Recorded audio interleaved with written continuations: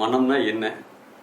மனம் சம்பந்தமா மனிதர்களுக்கு இன்றைக்கு இருக்கக்கூடிய மனித குலத்திற்கு எழுந்துள்ள நிறைய உளவியல் ரீதியான காரணங்களை எல்லாம் களைவதற்கு இந்த மனதை நாம் எப்படியெல்லாம் பயன்படுத்தலாம் அப்படிங்கிறத பற்றி இன்னைக்கு முழுசா நம்ம பார்க்க இருக்கிறோம்.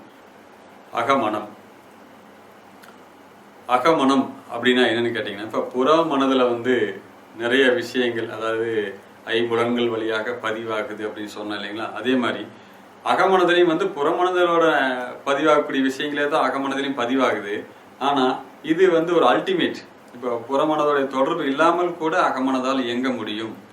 இப்போ கணித மேதை ராமானுஜம் அப்படிங்கிறவரை பற்றி கேள்விப்பட்டிருப்பீங்க.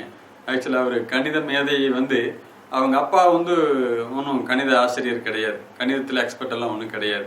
அப்போ இவருக்குள்ள எப்படி அந்த கணக்குகள் அவ்வளவு எளிமையாக, அவ்வளோ ஈஸியாக அவர் அவ்வளவு கணக்கெல்லாம் போட்டார், சாதிச்சார் அப்படின்னு சொல்லி கேட்டிங்கன்னா, அகமனம் அவருக்கு பவர்ஃபுல்லாக இயங்கிட்டு இருந்தது.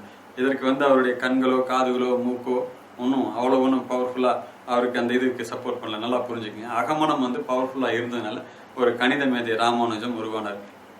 அகமனம் இயங்குவதற்கு புறமனதுடைய தொடர்பு தேவையில்லை. புறமனம் அந்த காட்சிகளை உள் அனுப்புகிறது, புலன்கள் வழியாக உள் அனுப்புகிறது. அதில் சில பதிவு செய்யப்பட்ட இல்லை ஏற்கனவே ஆழ்ந்து பதிவாகிவிட்ட ஒரு விஷயங்கள் அகமனதை ஆக்கிரமித்துக் கொள்கிறது.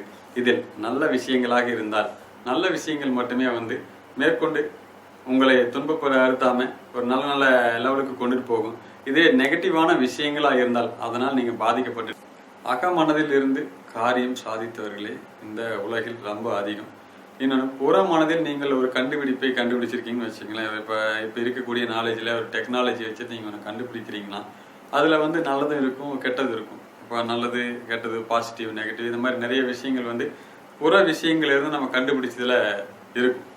ஆனால் அகமனதில் இருந்து நம்ம ஒரு விஷயத்தை உருவாக்குறோம் அப்படின்னா அது யாருக்கும் எந்த விதத்திலும் பாதகம் இல்லாததாக தான் இருக்கும். அகமனம் உங்களுக்கு தெளிவான ஒரு பாதையை காட்டும், ரொம்ப துல்லியமான ஒரு பாதையை காமிக்கும்.